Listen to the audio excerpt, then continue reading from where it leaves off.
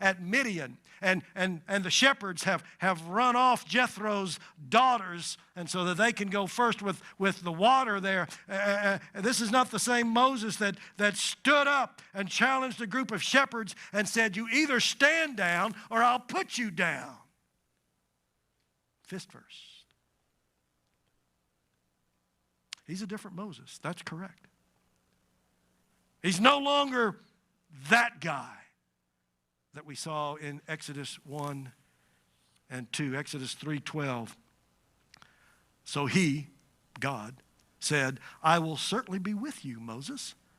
This shall be a sign to you that I have sent you. When you have brought the people out of Egypt, you shall serve God on this mountain, the same mountain. Yes, it's called Horeb, but Horeb and Sinai, those are two interchangeable names describing the same mountain. I know, Moses, I know you are no longer the fist first guy. I know you're no longer that guy.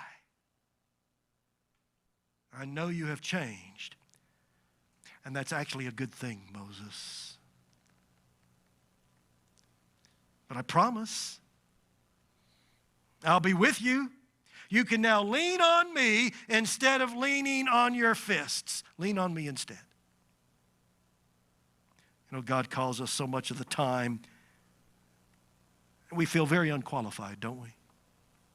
Unqualified. We're not capable. Who am I? I remember when Elder Jim Davidson, he came to me, president of the Carolina Conference at that time. Steve, the Carolina Conference has voted to call you to be a pastor. I'm not the guy. I'm not that guy.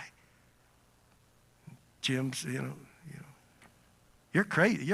You're nuts, Jim. No, I didn't say you're nuts to his face. I just thought that. I didn't say you're a nutty buddy candy bar. I didn't say that out loud. Well, Steve, what if you pray about it for a few? Will you just pray about it for a while? Jim, I'm not the guy. Pray about it, Steve, and we'll get together again. Can you do that for me? And I remember thinking, I don't care how much I pray. I'm not the guy. Nothing changes a mind like prayer, does it? Nothing.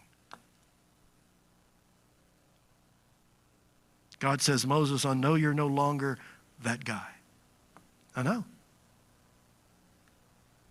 But I will be with you. The right guy for the job. And now Moses, he argues with God. We do that at times too. We argue with God. And as Moses continues to argue, it eventually brings us to the title of my message, Tale of the Tale.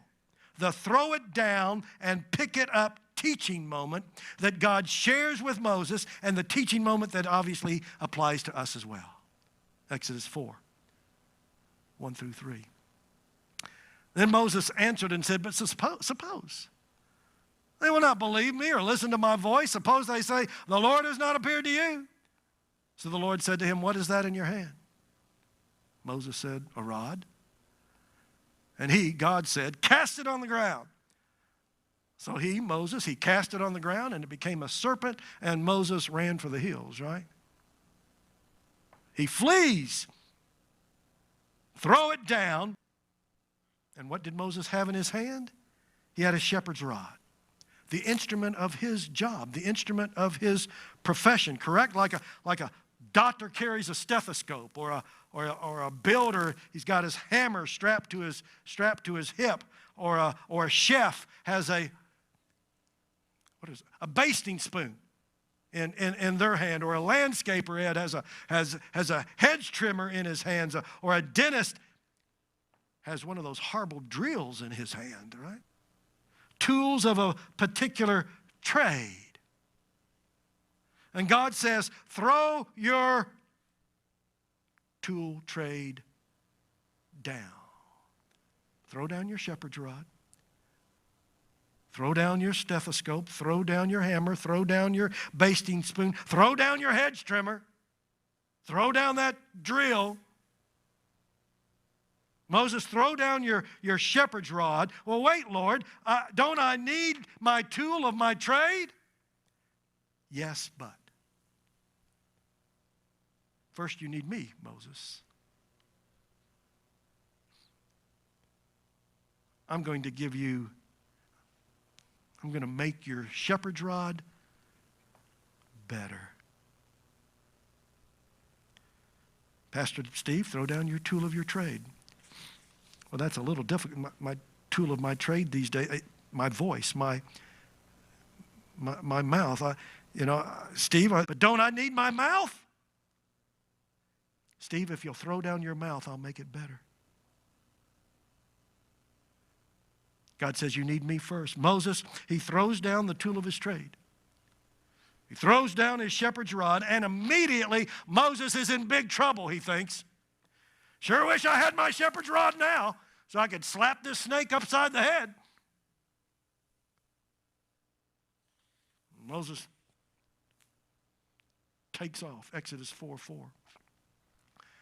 And Moses said to the Lord, well, that's not what I want. So he cast it to the ground and became a serpent, and Moses fled from it. Moses, Exodus 4:10-11. Then Moses said to the Lord, oh, my Lord, I'm not eloquent, neither before nor since you have spoken to your servant, for I am slow of speech, slow of tongue. So the Lord said to him, who's made man's mouth? Or who makes the mute, the deaf, the seen, or the blind? Have not I, the Lord?